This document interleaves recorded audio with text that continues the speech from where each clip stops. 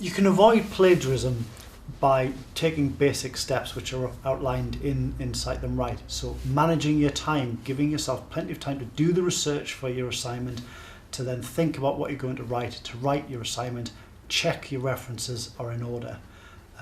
You can avoid plagiarism by not doing obvious things like copying large amounts of information from the internet or from other books or journals, but rewriting it in your own words. Again, it's about giving yourself the voice to your opinions and showing yourself a contributor to this world of knowledge, not simply taking work that other people have done.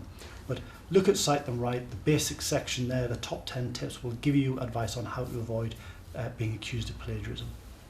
Yeah, it relates to being organised. It all boils down to managing your time and managing it well and being organised, so that when you read something, when you find something that you want to use in your assignment, that you note it down at the time that you find it, so that the number of students that have come to me months after they've found a reference and they've lost the reference, and then it's like them going back and trying to find a needle in a haystack. So the point is being organised, that when you find something that you're going to use in your assignment, or you think, if you're not sure, but you may use it, then make a note of it, so that you've got it there to fall back on, and to hold on to all these references until your assignment's been marked and you've had the grade back. You don't throw them away before then.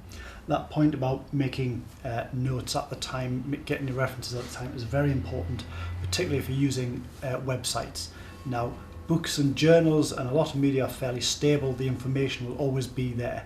But if you're looking at the internet, anybody can rewrite web pages. So what is there today might be gone tomorrow. So if you're going to be referring to that, make sure you've got the evidence, the URL, the date that you accessed it, that you got the authors there, so it's possible somebody else could contact the authors if there was a dispute about what you'd written that was no longer available on that website because it's been rewritten each day.